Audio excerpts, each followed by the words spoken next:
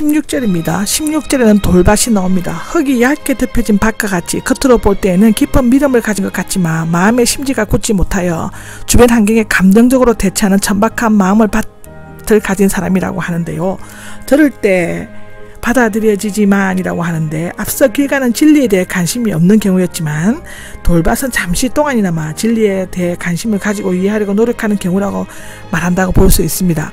듣는 것은 씨가 땅에 떨어지는 것이며 받는 것은 그 가르침을 자기의 인격 안에 하나의 살아있는 요소로 삼는 것을 말한다고 합니다.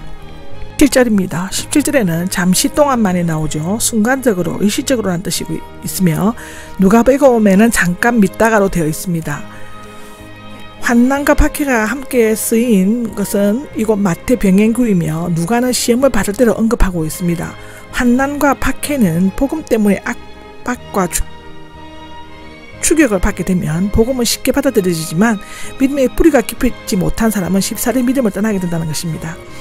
햇빛은 씨를 삭트게 하고 열매를 맺게 해주지만 식물은 마르게도 합니다. 문제는 햇빛이 있는 것이 아니라 얕은 흙에 있는 것이며 근본적인 원인은 이 세상의 박해가 심하거나 마귀의 역사가 강한 것에 있는 것이 아니라 얕은 우리의 믿음에, 우리의 마음에 있는 것입니다. 걸려 넘어지고 마는이 나오는데 뿌리를 내리지 못한 식물의 강한 햇빛에 쓰러져 버리는 것처럼 믿음의 뿌리를 내리지 못하는 사람은 환난과 핍박에 견디지 못하고 사단꾼의 율무에 걸린 것처럼 죄와 절망, 고통의 율무에 걸려 더 이상 신앙생활을 하지 못하고 만다고 디모데전서 3장 7절, 6장 9절에는 말하고 있습니다. 18절입니다. 18절에는 가시덤불이 나옵니다.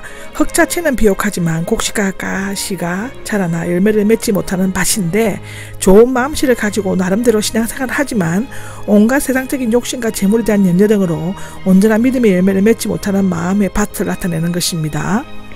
19절입니다. 19절은 세상의 걱정이 나옵니다. 문자적으로 시대의 근심의 뜻인데 물질적인 문제에 부딪혀 근심하고 염려하느라 영적인 성장을 이루지 못하는 것을 말합니다. 세상의 걱정은 생명이 지속되는 동안 현 세대에 국한된 걱정이죠. 우리가 죽으면 아무 소용이 없잖아요. 가지고 갈 수 있는 것도 아니고. 재물의 유혹은 재물이 평안을 약속하는 것 같지만 오히려 그 유혹에 빠지면 불행을 초래합니다. 여러분들도 많이 보셨죠? 그 밖에 일들에 대한 욕심은 나오는데 이것은 문자적으로 남아있는 것들에 대한 욕망인데요. 그리스도인들의 영적 생활을 엉두르는 것은 무엇이나 다 포함되며 잘못된 욕망은 인간의 모든 괴로움과 고통의 뿌리가 된다고 여기서 말하고 있습니다. 20절에는 좋은 땅이 나옵니다. 말씀을 듣고 깨닫는 마음밭인데 이들이 열매 맺는 것은 100배, 60배, 30배 등으로 각기 최대에서 최하로 나눠집니다. 농부 되신 주님께서는 그리스도인들을 좋은 밭에 10% 놓으신 후 햇빛과 단비를 공급하시죠.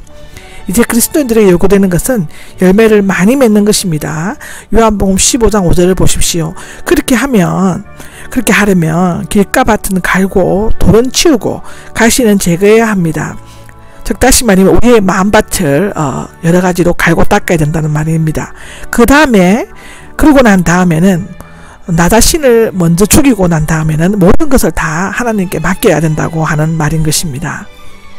21절에서 25절은 독립된 이야기이며 이곳에 중간에 삽입된 것으로 추측되어지는데요. 21절을 보면 등불이 나옵니다. 등불은 방안을 비추기 위한 것이므로 대박, 곡식을 대는 그릇이나 침상, 즉 식탁의 길에 앉거나 잠자는 상 아래 두지 않는다는 것입니다. 여기에서 등불은 아마도 하나님의 나라의 비밀이나 예수님 자신을 가리킬 수 있지만 예수님께서 비유를 통해 주신 계시로 보는 것이 문맥과 일치합니다. 예수님은 하나님의 나라의 비밀이 누구든지 알만한 모양으로서가 아니라 비유라고 하는 감추어진 모양으로 보여진다라는 말을 하고 있는 것입니다. 22절입니다. 22절에는 숨겨진 것이 나오는데 숨겨진 모양으로 보인 하나님 나라의 비밀도 언젠가는 분명하게 드러나게 된 때가 온다는 것인데 여기에서는 하나님의 비밀이 계시된 사실을 분명히 밝히고 있으며 또한 예수님께서 자신의 메시아이시면서 하나님의 정하신 때까지 인간의 모양을 취하고 이 세상에 오심으로써 가려 숨겨진 것을 나타내고 있다고 합니다. 그러나 참된 모습은 서서히 드러나게 될 것이다 하는 얘기를 하고 있습니다. 23절은 들을 기가가 나오는데 그러므로 하나님의 비밀 또한 예수님의 참모습을 보려면 특별히 관심과 주의를 기울여야만 한다는 뜻이고요. 24절에 보면 듣는 말에 유의해라는데 앞의 구들처럼 깊은 영적 통찰력을 구하라는 말씀입니다.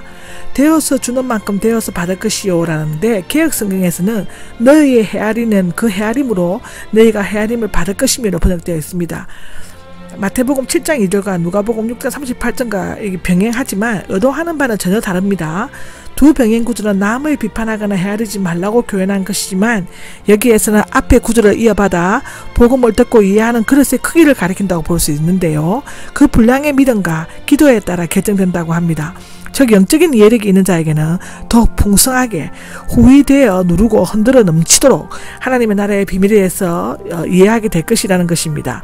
부익부 빈익비, 부한 자는 점점 더 부해지고 가난한 자는 점점 가난해지게 된다는 것이라는 뜻의 말이라고 합니다. 25절입니다. 25절에는 가진 사람은 빼앗길 것이다 라고 하죠. 이 말씀 마태복음 25장 29절, 누가복음 19장 26절에서는 긍정적으로 제재하는 비유와 함께 사용되고 있습니다.